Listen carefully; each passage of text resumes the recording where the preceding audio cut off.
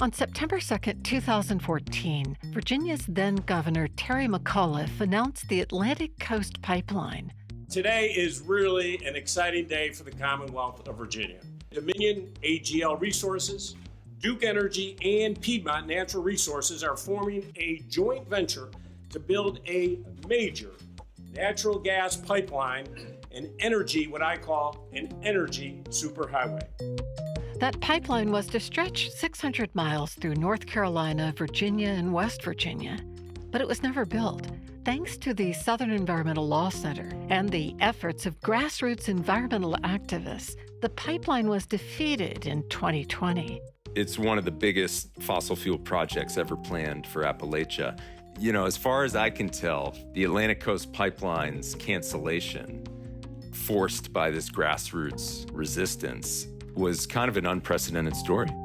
From Virginia Humanities, this is With Good Reason. I'm Sarah McConnell. Today on the show, protesting the pipeline, and later, oil boom towns in Louisiana at the turn of the 20th century. But first, many pipelines have been protested, but few have been defeated. Jonathan Mingle is an independent journalist and the author of Gaslight, the Atlantic Coast Pipeline and the Fight for America's Energy Future. He says the cancellation of the Atlantic Coast Pipeline is a story of collaboration between local activists and the Southern Environmental Law Center. Jonathan, landowners usually hate these things getting built on their property. Name all the things that happen when a pipeline of this size is built through someone's land. Well, the first thing that happens is you get a letter that surveyors are going to come to your property, whether you want them to or not, because there's a state law that lets gas pipeline companies do that, come onto your property even if you don't grant permission. Then, if the project gets approved by various regulators, what you as a landowner can look forward to is a corridor, 125 feet. So that's like a 4-lane highway. Trees felled, cleared of vegetation. And then crews come and they will dig down to a depth of 12 feet to lay the pipe. And you, as a landowner, you can't build anything on that land. So the pipeline company is taking an easement. They have it in perpetuity, and it cuts through your land, and you can't do anything with it, but you do keep paying taxes on it, which is something that you can imagine rubs a lot of landowners the wrong way. What were some of the most heartbreaking responses you heard from the many people, many landowners you interviewed? A lot of people were very concerned about what the construction process would mean for water quality. They live on well water. In certain parts of that region, there's karst, which is this porous limestone underlying that whole area, and water flows through it. So if you poke a straw in it and some contaminant gets into the water somewhere, before long it's going to reach municipal water supplies and other folks' private well water. Some people were concerned about safety. I saw one spot where the original route was coming within 30 yards of his daughter's bedroom. In other places, people were worried that the pipe would be coming near their family cemetery, which had several generations of family members buried within it. And some people were very concerned about what it meant to have a pipeline cut through public lands, national forests, that are much beloved in that part of Virginia, the George Washington National Forest, for example, and to cut across the Appalachian Trail, the Blue Ridge Parkway, under the James River, these iconic features of the landscape that are widely beloved. You write that the Atlantic Coast Pipeline that was going to go through West Virginia and Virginia was probably the first one ever stopped by citizens. Do you think that's the case? The people who were intimately involved in fighting that project that I interviewed told me that when they first got organized in 2014 and started looking around for examples of successful grassroots efforts to stop a project of this scale, right? So the Atlantic Coast Pipeline is 600 miles long. It's one of the biggest fossil fuel projects ever planned for Appalachia. They couldn't find an example where citizens had been able to stop a gas pipeline of that scale. So, as far as I can tell, the Atlantic Coast Pipeline's cancellation, forced by this grassroots resistance, was kind of an unprecedented story. Name one moment, one important, specific moment in that 6-year battle that is key. I will give you a moment that did not generate news headlines, but in retrospect proved to be very important. In Augusta County, Virginia, in the Shenandoah Valley, Nancy Sorrells, former member of the Board of Supervisors, became one of the leaders of the opposition to the Atlantic Coast Pipeline in Augusta County, Virginia. She helped turn out 300 people to, I think it was a Board of Zoning Appeals meeting that would typically draw less than a dozen people. But on this occasion, 300 people came out to speak out against Dominion's plans to build a pipe yard that would store the huge sections of pipe they needed to string together to build a pipeline in agricultural land, surrounded by organic farms. And the people came out in force to say they didn't think it was a good idea. And this Board of Zoning Appeals held 2 or 3 meetings and finally denied Dominion's request, which was a big surprise for just about everybody. And as Nancy Sorrells told me later, she thought it was the first time in the 6-year saga of the Atlantic Coast Pipeline that Dominion had heard no from any kind of municipal or official body. And that proved in her mind to be a turning point because it gave people who up to that point may have felt like there's not really much hope that we can counter the power and influence that a company like Dominion has. Suddenly, they had a little taste of a victory, however small it seemed at the time. What about help from state lawmakers? Was the pipeline so hated by citizens that West Virginia and Virginia lawmakers are willing to go on record opposing it? I talked to a lot of people who described their early efforts to contact their state lawmakers and implore them to pay attention to this project, to speak out against it. And most people told me they weren't encouraged by those conversations, that the message they heard back from most of the legislators they contacted was Dominion Energy has so much influence, this is going to be hard to stop, even if those lawmakers were, in some cases, sympathetic. They were right. Yeah, they pushed on that door and people pushed on other doors, right? Like going to the state regulators, Virginia Department of Environmental Quality, and its counterpart in West Virginia. What did those departments say? Well, they did not prove to be very responsive. The people I spoke with who were involved in fighting the pipeline felt really let down by those regulators. After all was said and done, I would ask them, how do you feel about the decision makers at Dominion Energy, which was the company that led the project? And they'd say, I don't bear any ill will towards them. They're just doing their job, trying to maximize profits for their shareholders. But I am mad at the regulators because it's their job to look out for the public interest. And I heard that from plenty of folks. Tell me about the role of the SELC, the Southern Environmental Law Center. There was a senior attorney there and colleagues who played whack-a-mole with all these agencies that were lined up to usher this thing along. So the Southern Environmental Law Center played a very pivotal role in ultimately stopping the Atlantic Coast Pipeline. And they were involved from early days and wound up representing many of the grassroots organizations that fought the project on different fronts. And the SELC folks had kind of a 2-pronged strategy. So they knew that the Federal Energy Regulatory Commission almost always says yes to these pipeline proposals.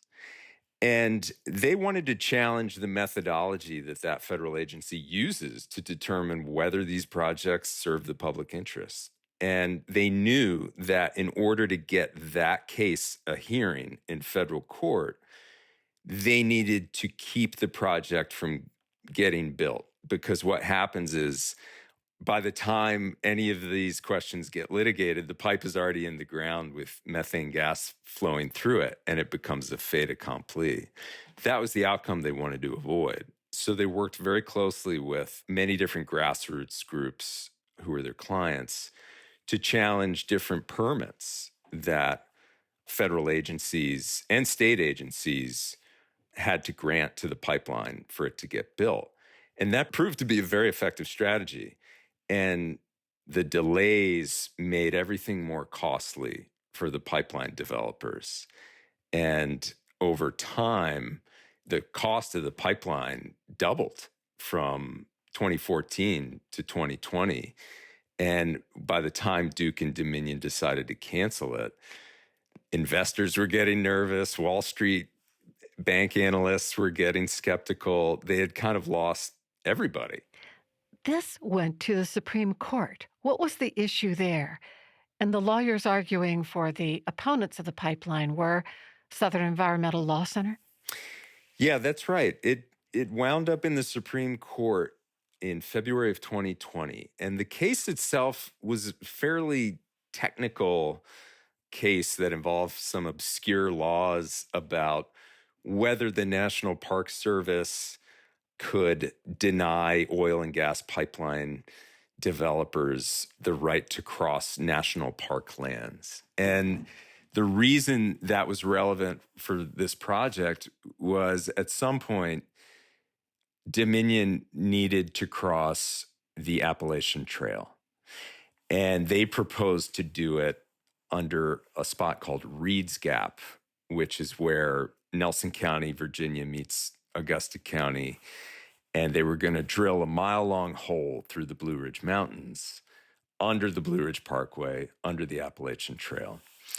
And the argument the SCLC made was that when the National Park Service issued that permit saying, yes, you can do this, Dominion Energy, they exceeded their authority. And it proved to be kind of a very kind of technical set of arguments about what is a trail, what is the nature of a trail, and does it go down below the surface of the earth?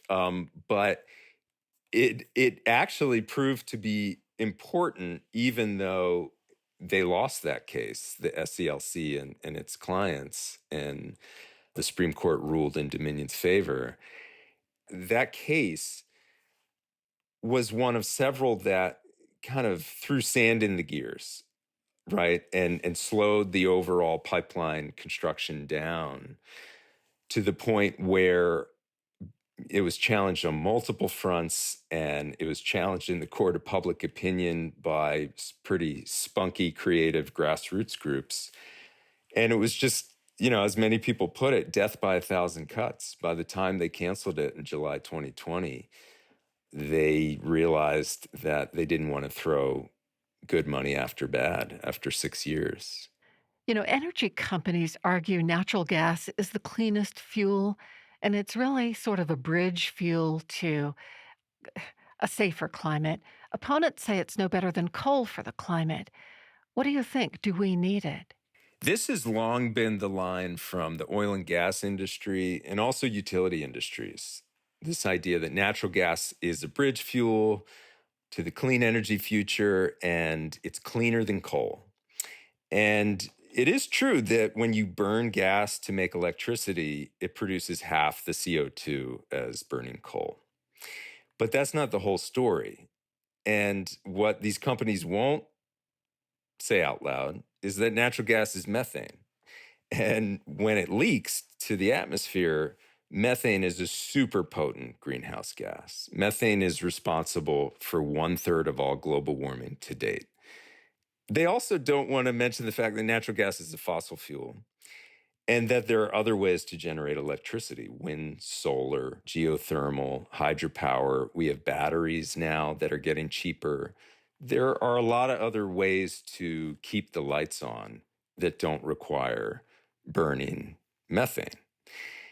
And one of the arguments against the Atlantic Coast Pipeline was that building it would lock in climate warming emissions for many decades. These pipelines can last for 80 to 100 years, and they are designed to do one thing, to deliver methane to places where it will be burned and turned into carbon dioxide.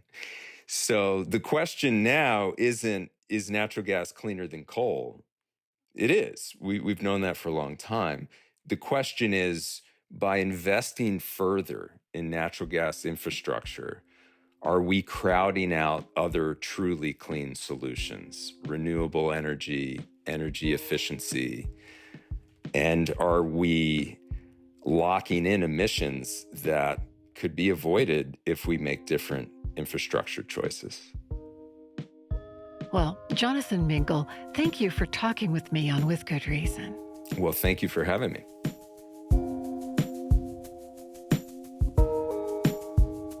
Jonathan Mingle is an independent journalist and author of Gaslight, the Atlantic Coast Pipeline and the Fight for America's Energy Future.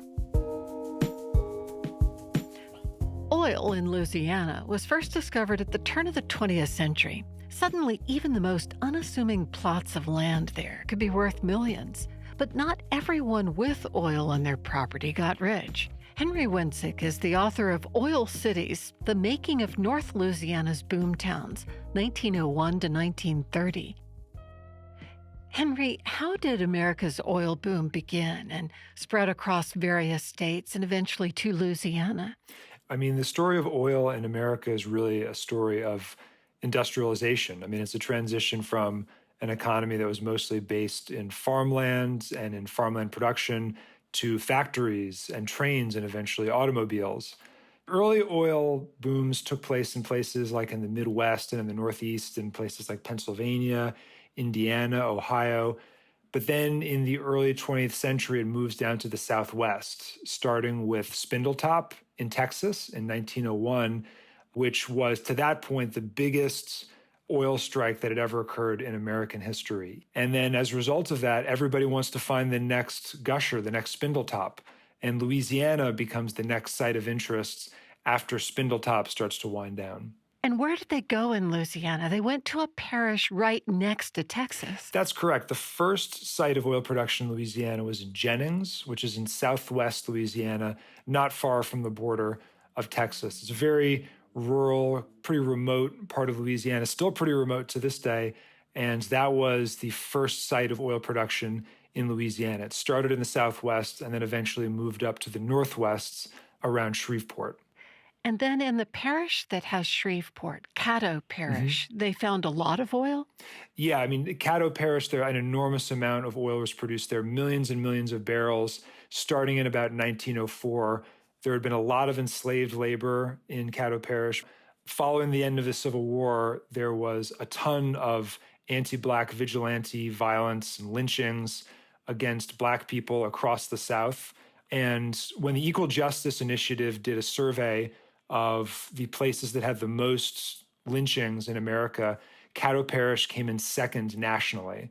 So this was a place where there was a lot of deadly violence, and it was an extremely dangerous place, especially for Black people who were the victims of a huge amount of white violence. And at some point in the late 19th century, the newspapers started referring to Caddo Parish as Bloody Caddo because of all the violence and murder that was occurring there.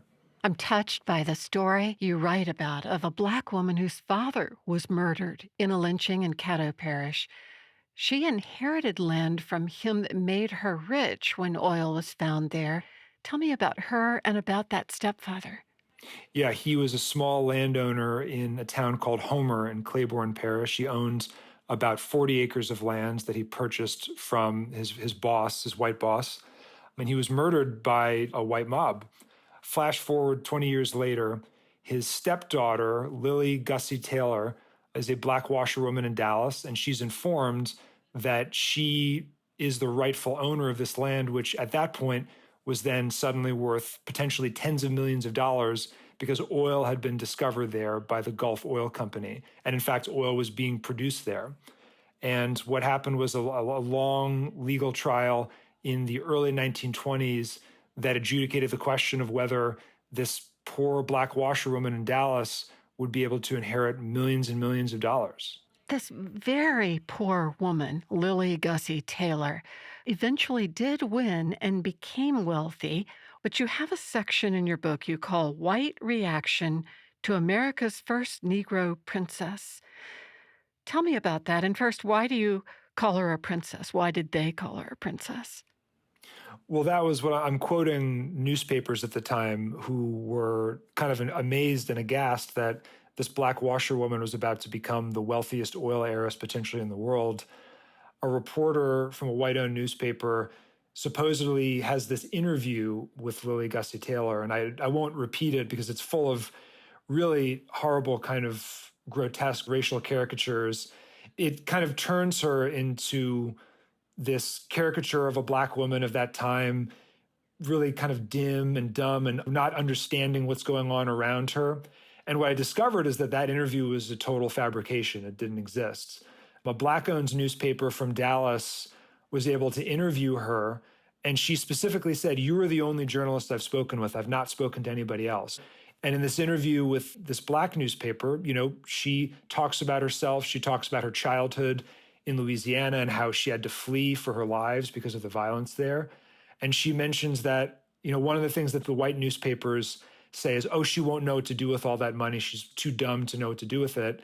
In reality, she was an accountant for a local church, so clearly had a lot of ability and understood how to manage money. So what you get is a portrait of a woman who's extremely confident and very far from this grotesque racial caricature that some editor just completely fabricated, and people at the time clearly bought it and believed that it was real. You say she wasn't able to reap all the rewards of the oil that was found on her land.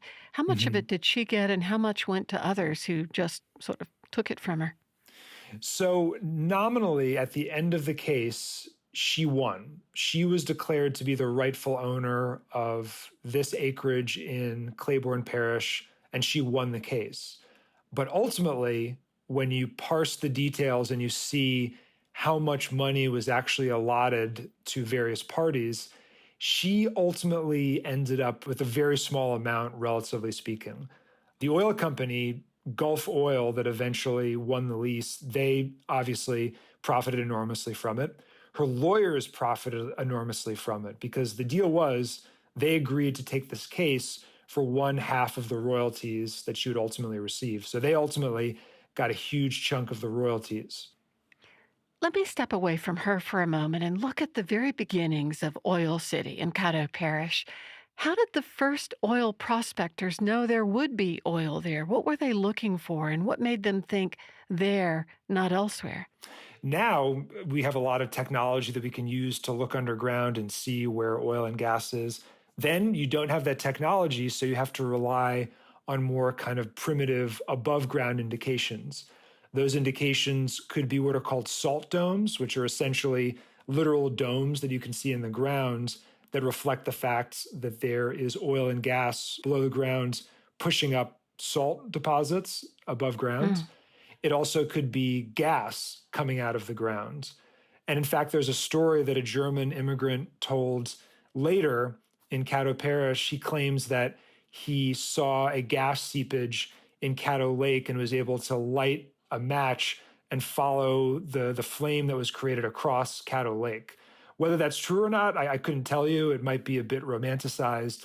But the point is, at that time, people were looking for above ground indications.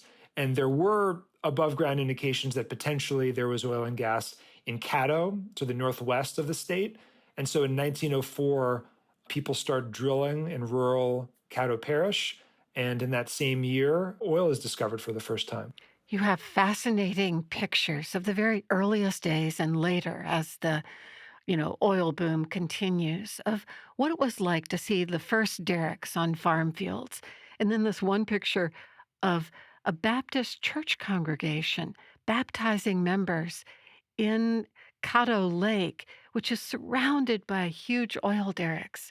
This idea that society continues, we still do what we do, but it's in horrific environmental degradation all around.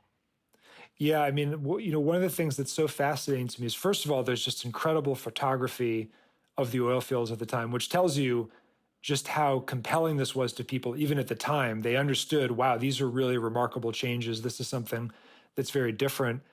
And it is a really cool illustration of how, when there's a new economic dynamic, all the ripple effects it has. So oil is discovered, the ripple effect that it has on the landscape, all the salt water that's created, the destruction of a lot of the water resources, a lot of the trees around the area, but also social change, how even in these areas where there's a lot of violence and drinking, there was a lot of Baptist revivalism as well. And it's an interesting question of, was that Baptist revivalism kind of made in response to all that violence and drinking, or would it have happened regardless?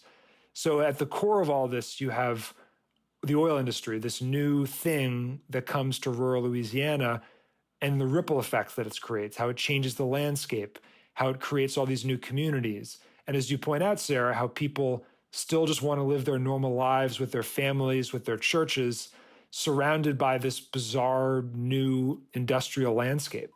How long did the oil boom last in Louisiana? And did it permanently enrich the state, would you say? Well, I mean, oil and gas, it's been a common feature of Louisiana really since the early 20th century to now. I mean, now there's still a ton of oil and gas there, especially offshore. But if you look closely, it's a lot of booms and busts. And in particular, in Caddo Parish, this period that I talk about from about 1904 to about 1930, this was the first big oil boom in Caddo Parish, and it was definitely the biggest. And in terms of enriching the state, sure, it's a big part of the economy, and it brings Louisiana a lot of money and a lot of jobs, but it's very volatile. There are periods when it's not so great and when the tax receipts are not so high and a lot of people are out of work. And it's also a question of who benefits. It's still a big issue today, the question of, well, there's all these oil fields and refineries and chemical plants in Louisiana, but in many cases, the local impoverished, in many cases, Black communities there are not employed by them, and in fact bear all the negative impacts of it in terms of the landscape. So I think that's an important question, that money is being made, but in many cases that money ends up in places like Houston or Shreveport, or where the corporate headquarters are for these oil companies, as opposed to in the local communities. Henry Wiencek is an independent historian and the author of Oil Cities, The Making of North Louisiana's Boom Towns, 1901 to 1930.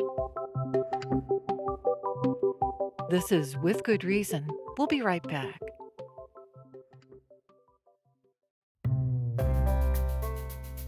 Welcome back to With Good Reason from Virginia Humanities.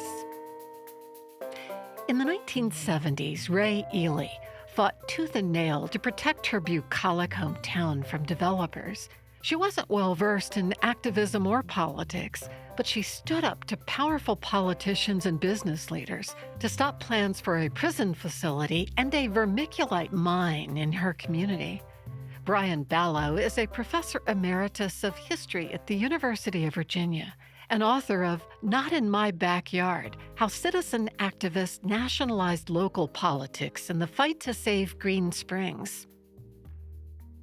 Brian, tell me about Green Springs and the many historic homes in that area, that rural part of Virginia. How beautiful is it? How big is it? Well, it's about 14,000 acres. It is an unbelievable spot because really you can see what life was like in the middle of the 19th century, as far back as that. It's a rolling countryside, and you can see the beginning of the Blue Ridge Mountains in the background. And most of all, what you see are a lot of farms and what today are called farmhouses that used to be plantations. They're not just the plantation houses, but the remnants of quarters for enslaved people, some of the barns. And what you really get when you travel through this national historic landmark is a sense of how this community might have interacted. You get a sense of the connectivity between the structures. You lived there at one point. You must have loved it. What was it like? At first, Sarah, to be honest, I was terrified. I'm a natural urbanite. It was my wife's initiative that got us out to the middle of nowhere, and I came around to absolutely love living in Green Springs. You also came to know the fiery woman who managed to rebuff all efforts to develop the nearby lands. This is a woman named Rae Ely. Yep.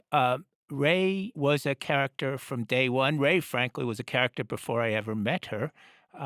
And I literally stopped writing a scholarly book that I was halfway through in order to write a book about Ray. That's how remarkable she struck me as.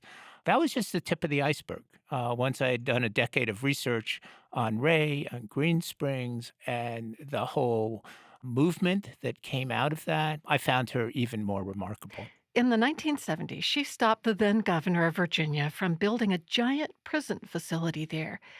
And you write that his intentions were good. He was appalled by the condition of Virginia's ancient and inhumane state pen that was right across from where he was living in the governor's mansion in Richmond. That's true. Governor Linwood Holton's son described to me how they could smell tobacco and hear some of the sounds from what was known as the pen. They were that close to it. And it's very important for this story to understand that Linwood Holton was a moderate Republican. One could almost call him a progressive Republican. And certainly when it came to criminal justice, he wanted to reform the system. You might think of him as the last impulse of 1960s progressive reforms. And what the giant prison across from Ray's house was going to be was called a diagnostic center. And they would send every convicted felon in the Commonwealth of Virginia to that facility, and they would get a diagnosis so that there could be treatment and there could be a plan to rehabilitate them. And Holton did that just as a real lock 'em up and throw away the key wave was beginning in the late 1960s. And we know what that led to. That led to what scholars call the carceral state or the prison industrial complex, massive increase in incarceration. Rae Ely and others did manage to stop it from going up there. Where did it end up? I'm curious. It ended up nowhere because this was a battle that lasted so long that the Washington Post labeled it Holton's Vietnam. Of course, this was going on during the early 1970s, and the parallels were many. And it lasted over 4 years. It basically lasted until Linwood Holton was no longer governor.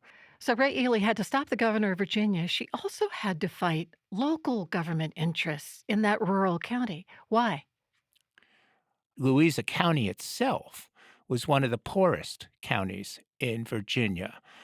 As beautiful as Green Springs is, as remarkable as it is that Ray saved it, this really was a conflict between preserving history and beauty and economic opportunity. The tensions were real, and there's no question that the majority of voters in Louisa County opted for economic development, the jobs that came with the prison, the jobs that would come with strip mining over historic preservation or preserving the environment. How did she stop the prison then?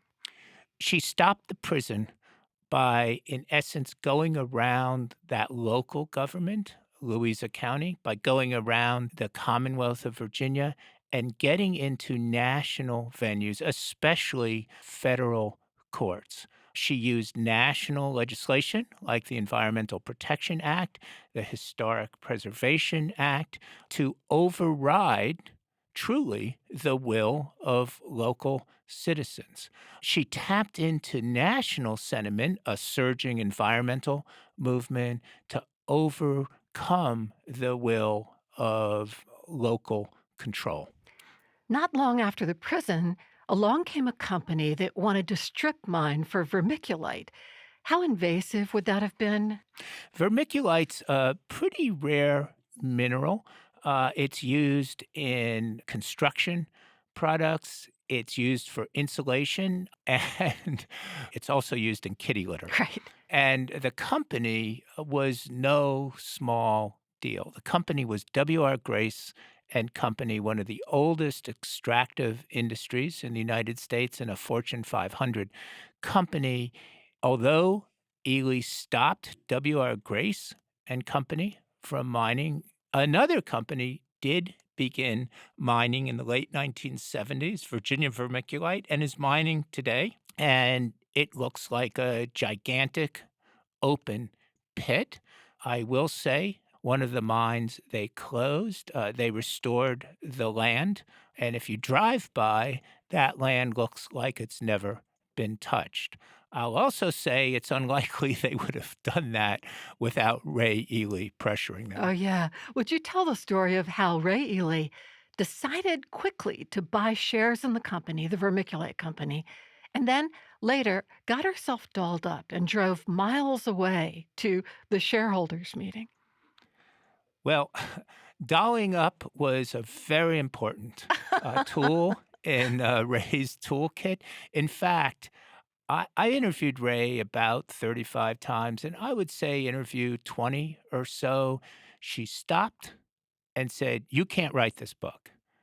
And I said, "What do you mean I can't write this book, Rae?" She said, "You can't write this book because you don't understand fashion." Rae bought 10 shares in WR Grace. People said, "What? They're the enemy. What'd you do that for?" I'll tell you why she did it. She showed up at a Grace shareholders meeting on the bicentennial in Boston, and they heard that she was coming to the meeting, and they literally had a whole phalanx of security people there to stop her.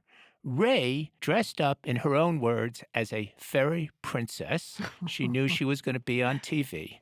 And she got to the door, and there was the security, and there were a bevy of lawyers. And Rae says, "Oh, hello." And they say, "Are you here with anybody?" "No, no, no. I'm just here by myself." And as she walked to her seat, she turned her head, looked back at them, and said, "Oh, sorry to hear about your attorney." And they said, "What do you mean?" And Rae said, "Oh, he was arrested last night. I'm sure you'll read about it in the newspapers." And they surely did read about it in the newspapers. There was a headline in the New York Times. I'm going to paraphrase this. Arrested for cockfight, ruffles Virginia gentry's feathers. And 10 notables in the Charlottesville, Virginia area were arrested for attending a cockfight. And one of them happened to be W.R. Grace's representative, their lawyer in Charlottesville. That dramatic entry was just the beginning of quite a day for Rae Ely, because as soon as Peter Grace, the CEO of, or the chairman, I guess at that time, of W.R. Grace and Company, started taking questions, Rae stood up immediately, and rather than delivering a screed and slamming Grace for their plans to strip mine, she said, "Mr. Grace, I just want to thank you for the wonderful work that you're doing in our beautiful valley. Rather than strip mining, you've decided to preserve this land. You've decided to back up." All an utter lie, as Rae knew it. And probably about 300 to 500 people all stood up and gave Peter Grace a standing ovation. Grace said, "Oh, thank you so much." And that part of the story ends when some men in black suits said, "Mr. Grace would like you to join him for lunch today." And a black limousine pulled up, and Rae Ely stepped in and glided off to lunch with Peter Grace. That is an incredible story. And what a maneuver by her. It was one of many by this very creative woman. And literally 15 years later, she said, "I'm going to go to the shareholders meeting again." This time it was in South Carolina.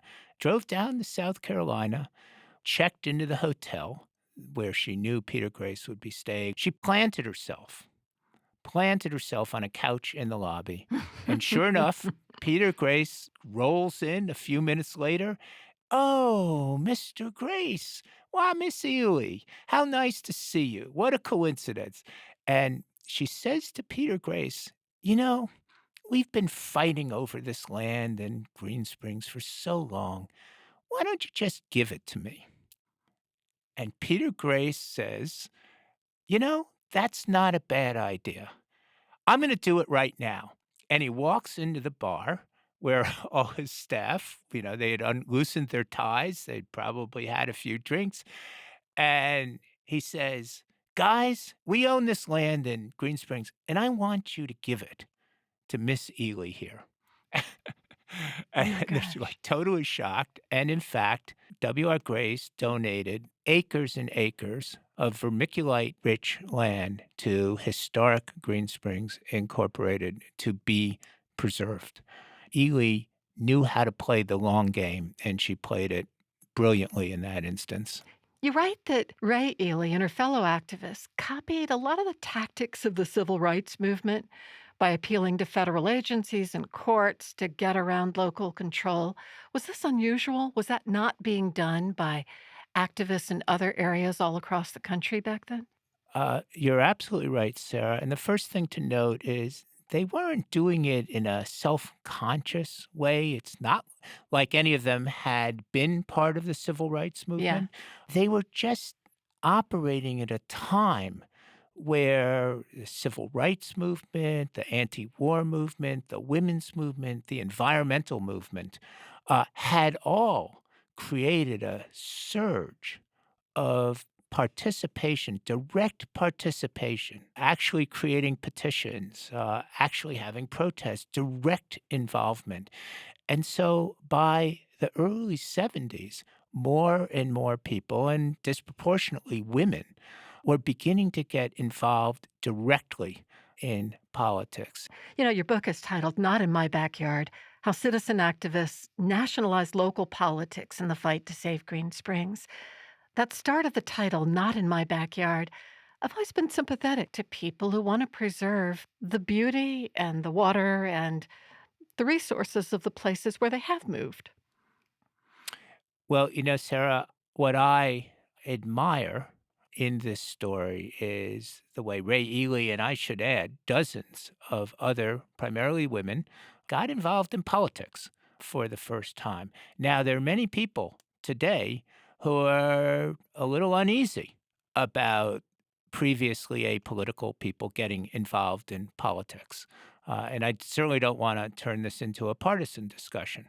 But my own feeling is that we are better off in a democracy for full involvement in politics, even though there will inevitably be some people you disagree with who get engaged in politics. Brian Balogh, thank you for talking with me on With Good Reason. Thanks so much for the opportunity, Sarah. Brian Balogh is a former co-host of the history podcast Backstory. He's professor emeritus of history at the University of Virginia and author of Not in My Backyard: How Citizen Activists Nationalized Local Politics in the Fight to Save Green Springs.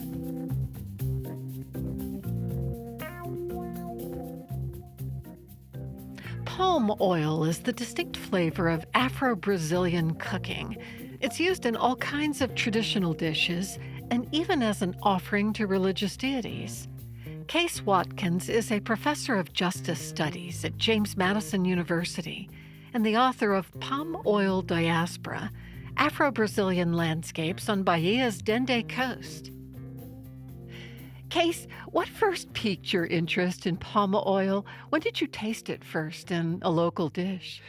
It is 2004, and I'm sitting in a rainy cobblestone alley in Salvador da Bahia, Brazil, just devouring this amazing seafood stew called moqueca.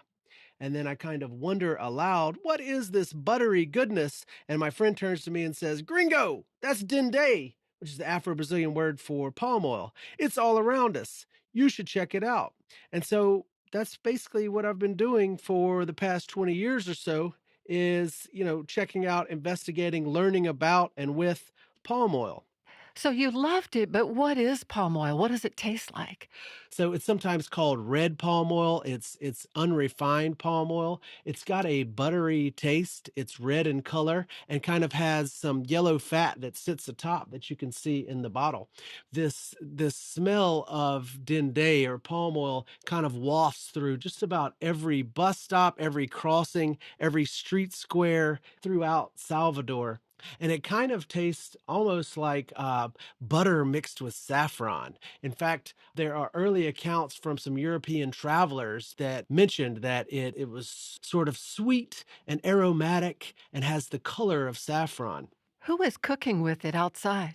It's kind of the most prominent purveyors of palm oil in Salvador are this class of mostly Black women who sell this as a street food. And it's also kind of considered a sacred food related to Afro-Brazilian religions. And these folks are called Baianas de Acarajé. And so Baianas just technically means women from Bahia, and they are selling different street foods, but mainly acarajé, which comes from akara, which is a West African Yoruba delicacy, a street food made from black-eyed peas. So they grind the black-eyed peas and then deep fry them in palm oil, this palm oil that's locally produced. Then they split it in half and they put in this delicious okra sauce and then peppers and shrimp. And it's really fantastic. And this is kind of the way that locals and also tourists first engage with palm oil there. And then the kind of the signature palm oil dish is, like we talked about before, the moqueca, the seafood stew, that it's almost like an etouffee using shellfish and shrimp and fish poured over rice. It's just absolutely delightful. Does it come from coconut palm trees? Actually, it's a different palm tree. Palm oil is extracted from the fruit of the African oil palm. So if your listeners have heard of the oil palm or palm oil, they probably heard it described as this agent of environmental destruction, most likely in Southeast Asia, where the vast majority of it is grown. But the oil palm is native to West and Central Africa, and their communities have managed these kind of biodiverse agroforest of oil palms and other plants for at least the past 5,000 years. It's a very flexible, valuable, and efficient plant. There's nothing inherently bad about the oil palm. It's just the way that some humans have chosen to cultivate it in these massive monocultural plantations, typically in Southeast Asia, but now spread throughout the global tropics. How do they harvest it in Bahia? In Bahia, it's cultivated in a complex kind of range of ways, but there is a traditional or ancestral system of cultivation that is related to the traditional methods of West and Central Africa. This traditional system of cultivation is transferred across the Atlantic in the minds of enslaved people. So this becomes a part of the African diaspora that is really underexplored and not well known. Almost all of these oil palms in this area are unplanted. It's a self-sustaining landscape that's been set up and really has roots that go back 400 or 500 years there in Bahia. So do they get the fruit by shaking the tree or waiting for it to come down to the ground? Actually, folks climb the trees and cut down these fresh fruit bunches with machetes. Sometimes they can be as high as 30, 40 meters, so 150 feet in the air. It's really quite amazing. It's dangerous work. It's not well-paying work, and this has caused kind of a collapse in the labor market there. Many younger folks are unwilling to do this work now because they have better opportunities for work. When did these first Africans come to Brazil from Africa? So it's sometimes said that before Brazil, there was Bahia. This is where the colonization of Portuguese South America really takes off. And this is where the European sugar plantation economies were first imposed before they took off to define so much of the colonial economies of Brazil and then throughout the Caribbean. So this means that Bahia becomes a central kind of nexus for the transatlantic slave trade. And people are caught up in this slave trade beginning in the middle 16th century, so about the 1550s, and about 40% of all the African people who are involved in the transatlantic slave trade come to Brazil. And Brazil is actually the last country in the Americas to outlaw slavery, only in 1888. So when the Africans arrived in Bahia, did they find a landscape of these wonderful palm oil trees? There's kind of a historical legend in Bahia that some indigenous Tupi speaking groups referred to Brazil as Pindorama. And according to some Portuguese speaking chroniclers, this supposedly meant land of the palms. So there Hmm. is a long and rich history of an abundance of palms throughout the lands that become Brazil. But the African oil palm itself is native to West Africa. And it comes to Bahia and elsewhere in Brazil as part of the African diaspora. So it comes along with people of African descent and other plants of African descent. So we can see how people of African descent help transform cultures, economies, and even environments. And it's really quite an astonishing story. What have you learned about issues of environmental justice from the palm oil story? So these palm oil agroforests in Bahia can really teach us how to produce foods without sacrificing biodiversity, even manage our carbon stocks rather than simply release more and more carbon into the atmosphere.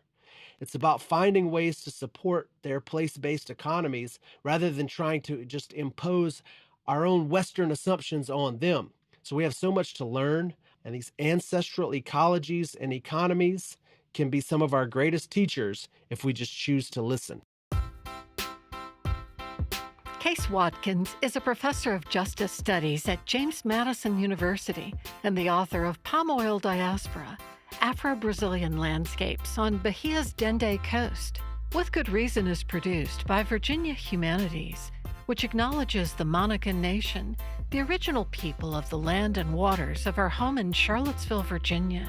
Our production team is Allison Quantz, Matt Darrow, Lauren Francis, and Jamal Milner. Andrew Rice is our intern. Special thanks to Jenny Taylor for booking assistance. For the podcast or to comment, go to withgoodreasonradio.org. I'm Sarah McConnell. Thanks for listening.